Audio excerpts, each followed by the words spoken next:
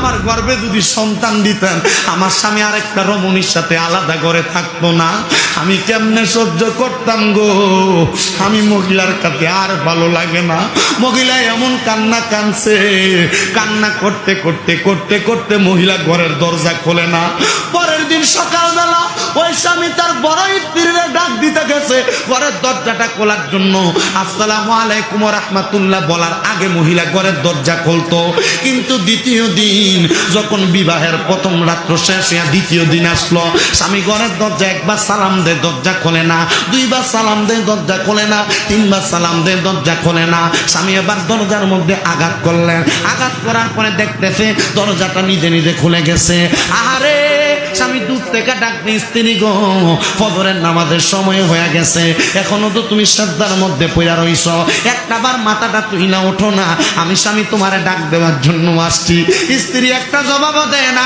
স্বামী চিন্তা করলো, আমি একবার ডাক দেওয়ার আগে আমার স্ত্রী আমার প্রত্যেকটা কথার জবাব দিত, আজকে দিয়ে আমার বউ আমার একটা কথারও জবাব দেয় না।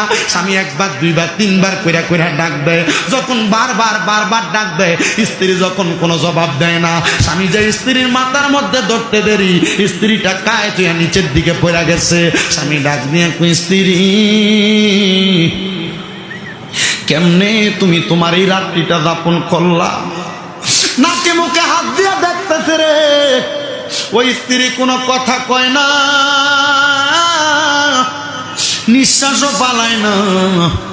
ওই স্ত্রী কান্না করতে করতে আল্লাহর ডাকে সারা দিয়া ইন্তেকাল করছে।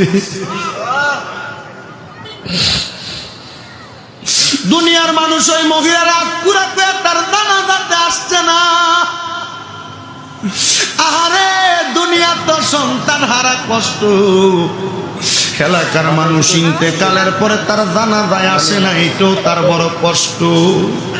কিন্তু শুনো রে, ওই মহিলাটার মনে কষ্ট নিয়ে যদিও মহিলাটা ইন্তেকাল করছে, ওই মহিলাটার জানাজার নামাজ তার স্বামী নিজে পড়াইয়া যখন বাড়িতে আসছে, রাত্রবেলা ঘুমাইছে, পরের দিন ফজরের নামাজে মসজিদে যায়া দেখে মসজিদের মধ্যে মুসল্লি আর মুসল্লি দেখা যায়। সব মুসল্লিরা ডাক দিয়া কই, হুজুর, ও হুজুর, আমরা গতকালকে রাত্রবেলা একটা স্বপ্ন দেখছি। হুজুর, আমরা স্বপ্নের কথা একটু বলেন। হুজুর, স্বপ্নের কথাটা একটু বইলা দেন। হুজুর কয়, কি দেখছো? বলে, হুজুর, আমরা গতকালকে একটা অন্যায় কইরা ফালাইছি।